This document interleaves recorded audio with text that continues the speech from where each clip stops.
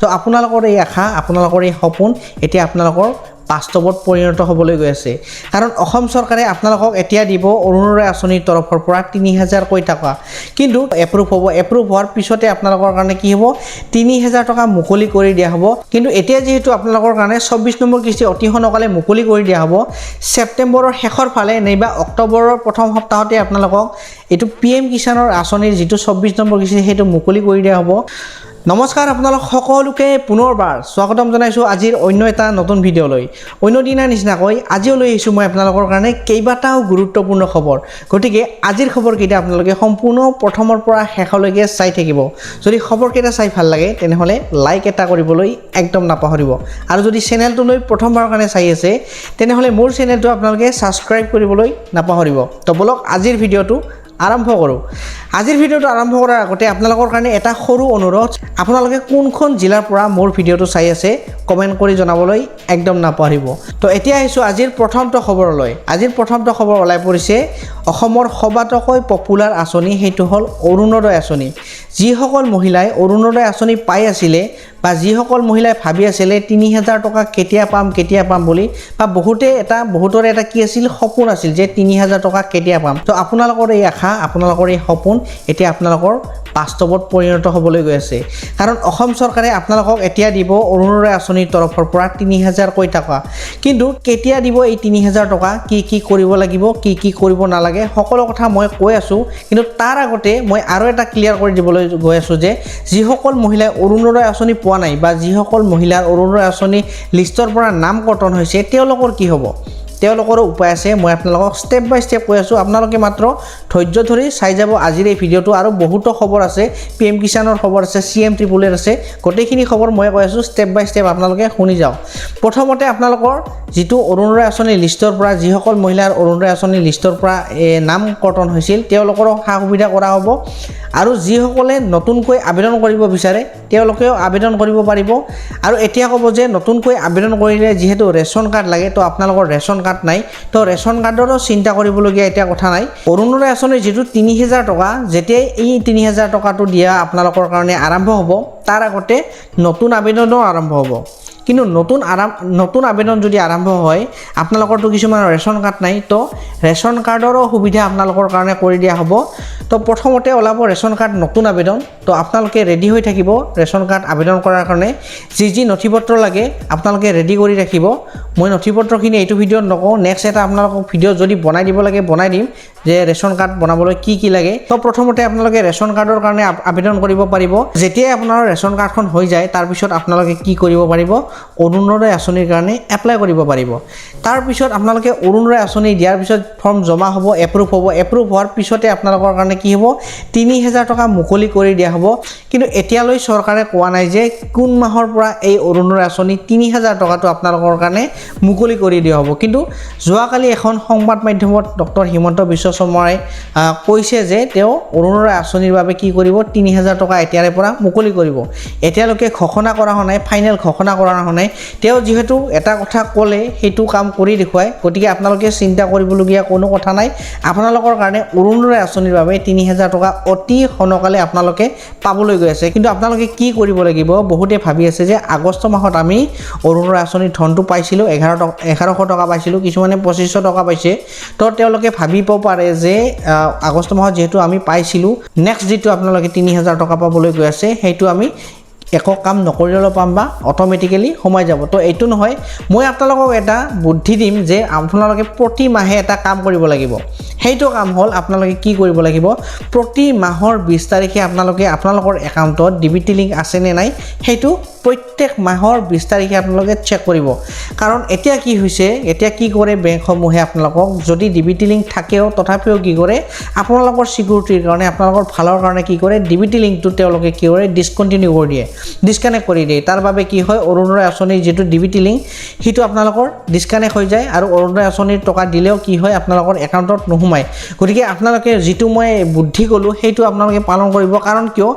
DBT link check কৰোতে বেছি সময় নালাগে মোৰ ভিডিঅ'ত দিয়া আছে আপোনালোকে ডিবিটি কেনেকৈ চেক কৰিব হেবিলাক আপোনালোকে চেক কৰিব পাৰে গতিকে যিখিনি কথা মই কলো আপোনালোকক সেইখিনি আপোনালোকে মানি চলিব আৰু অৰুণোদয় আঁচনি 3000 টকাৰ ওপৰত মই সম্পূৰ্ণ ডিটেইলছত ভিডিঅ' লৈ আহিম ষ্টেপ বাই ষ্টেপ আপোনালোকৰ কাৰণে খবৰবিলাক লৈ আহিম আপোনালোকে চেনেলটো মাত্ৰ ছাবস্ক্ৰাইব কৰি ল'ব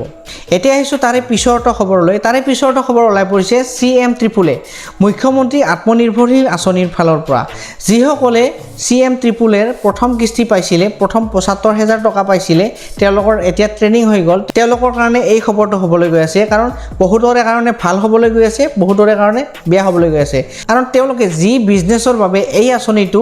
এপ্লাই কৰিছিল তেওঁলোকে যদি এই কামবিলাক কৰা নাই এই বিজনেছবিলাক আৰম্ভ কৰা নাই তেওঁলোকে কিন্তু নেক্সট কিস্তি যিটো পৰৱৰ্তী কিস্তি আছে সেইটো নাপাব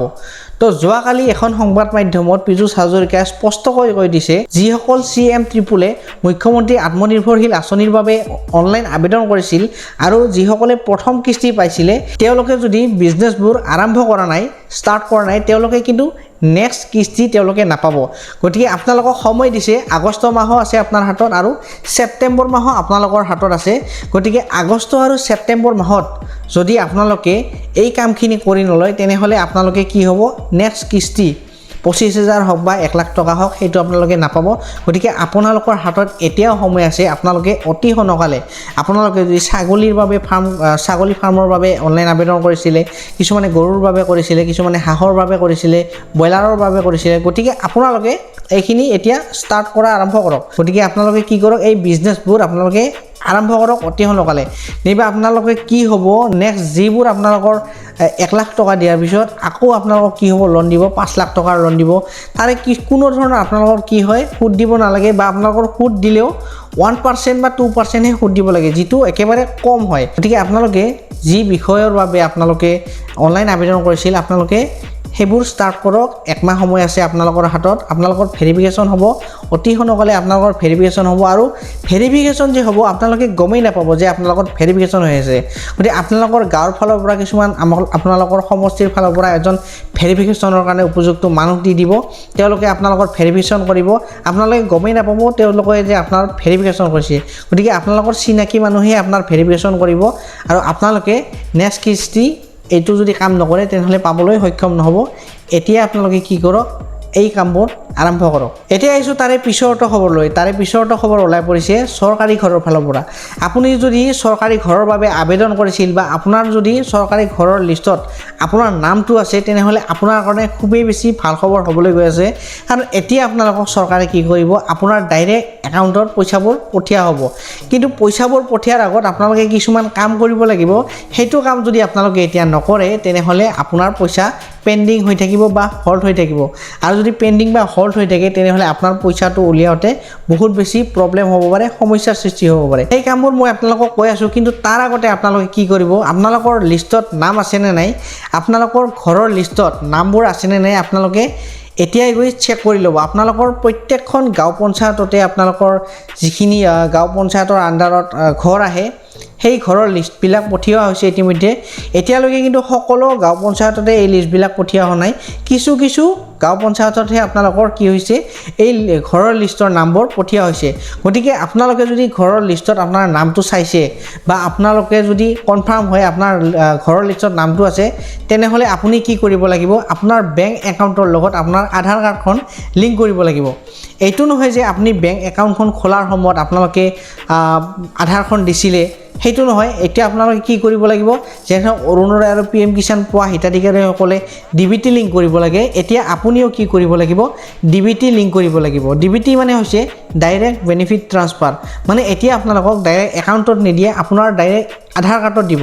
আৰু সেই আধাৰ কাৰ্ডখন যিখন বেংকৰ লগত আপোনাৰ লিংক হৈ আছে সেই একাউণ্টতে আপোনাৰ পইচাটো সোমাই যাব গতিকে আপোনালোকে এইটো কোনো এলেহুৱা নকৰিব আপোনালোকৰ যদি ঘৰৰ লিষ্টত নাম আছে তেনেহ'লে আপুনি আজিয়েই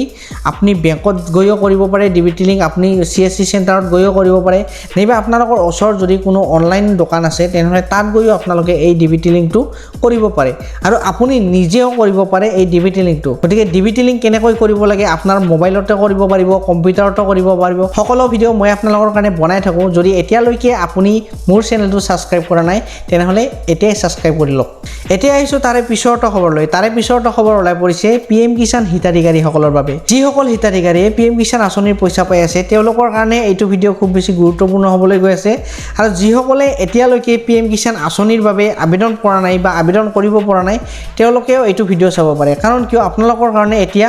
কি হ'ব যদি আপোনালোকে বেলেগৰ মাটিতো খেতি কৰি আছে তথাপিও আপোনালোকে ফাৰ্মাৰ ৰেজিষ্ট্ৰেচন কৰিব পাৰিব এতিয়া মই মূল কথালৈ আহোঁ আপোনালোকে যদি PM কিষাণ এতিয়া পাই আছে ধৰক 21 নম্বৰ কিস্তি পাই আছিলে 22 নম্বৰ কিস্তি পাই আছে 23 নম্বৰ কিস্তি পাই আছে কিন্তু এতিয়া যেহেতু আপোনালোকৰ কাৰণে 24 নম্বৰ কিস্তি অতি সোনকালে মুকলি কৰি দিয়া হ'ব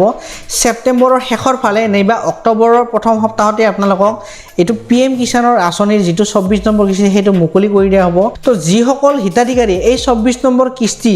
আপোনালোকে যদি নাপায় কিবা কাৰণত তো আপোনালোকে এতিয়া কি কৰিব পাৰিব আপোনালোকে এইবাৰ অভিযোগ দিব পাৰিব নিজৰ পৰ্টেলত গৈ আপোনালোকৰ যিটো PM কিষাণ পৰ্টেল আছে যদি আপোনালোকৰ কিবা কাৰণত ধৰি লওক আপোনালোকৰ ফাৰ্মাৰ ৰেজিষ্ট্ৰেচন আছে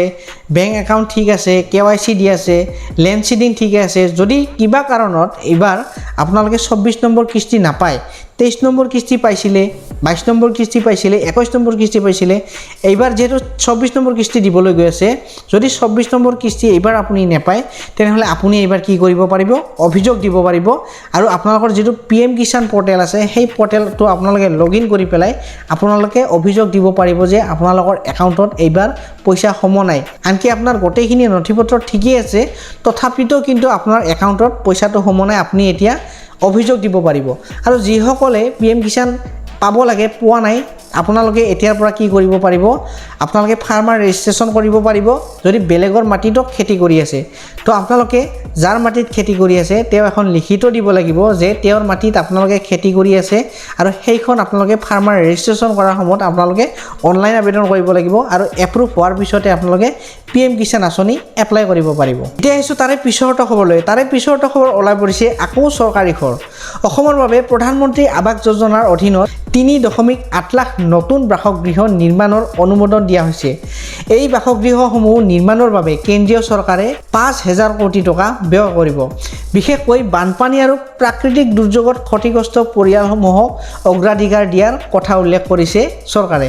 তো এই সিদ্ধান্তৰ ফলত অসমৰ বহু গৃহহীন আৰু ক্ষতিগ্ৰস্ত পৰিয়ালে নিজৰ পকী ঘৰ লাভ কৰাৰ সুযোগ লাভ কৰিব বুলি আশা কৰা হৈছে অৰ্থাৎ 3.8 লাখ পৰিয়ালৰ বাবে পকী ঘৰৰ আশা আৰু অধিক শক্তিশালী হ'বলৈ গৈ আছে তো আপোনালোকে এতিয়াও চৰকাৰী ঘৰ পাইছেনে পোৱা নাই কমেণ্টত জনাবচোন এতিয়া আহিছোঁ তাৰে পিছৰটো খবৰলৈ তাৰে পিছৰটো খবৰ ওলাই পৰিছে খেতিয়কৰ পৰা অগৰু খেতিয়কসকলৰ বাবে আহিল ডাঙৰ খবৰ অগৰু ব্যৱসায়লৈ আহিল ভাল খবৰ অসমৰ অগৰু খেতিয়ক আৰু অগৰু ব্যৱসায়ৰ সৈতে জড়িত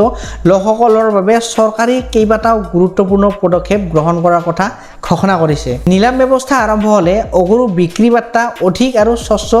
নিয়মীয়া কৰাৰ লগতে কৃষকসকলে নিজৰ উৎপাদিত অগৰুৰ উপযুক্ত বজাৰ লাভ কৰাৰ সুযোগ পাব পাৰে কেৱল অগৰু বিক্ৰীতে সীমাবদ্ধ নাথাকি অসমত অগৰু উদ্যোগ স্থাপনৰ বাবেও চৰকাৰে পদক্ষেপ ল'ব অগৰুৰ পৰা সুগন্ধি তেল অন্যান্য মূল্য সংযোজিত সামগ্ৰী উৎপাদনৰ জৰিয়তে এই খণ্ডটোক বৃহৎ উদ্যোগ হিচাপে গঢ়ি তোলাৰ লক্ষ্য লোৱা হৈছে এইবাৰ চৰকাৰে এতিয়া আহোঁ তাৰে পিছৰটো খবৰলৈ তাৰে পিছৰটো খবৰ ওলাই পৰিছে বানপানীৰ পৰা চৰকাৰে বানপানীত ক্ষতিগ্ৰস্ত লোকসকলক 15,000 কোটি টকা সাহায্য দিবলৈ ধন পঠিয়াইছিল কিন্তু শিৱসাগৰ চৰাইদেউ যোৰহাট আৰু গোলাঘাট জিলাৰ মুঠ 4,416 গৰাকী বানাক্ৰান্তৰ একাউণ্টত ভুলবশতঃ একেটা সাহায্যৰ ধন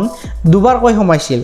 অৰ্থাৎ যিজনে এবাৰ 15,000 টকা পাইছিল আৰু তেওঁৰ ভুলতে কি হৈছিল আকৌ 15,000 টকা সোমাই গৈছিল এই অতিৰিক্ত ধন ঘূৰাই ল'বলৈ বিত্ত বিভাগে বেংকসমূহক নিৰ্দেশ দিছে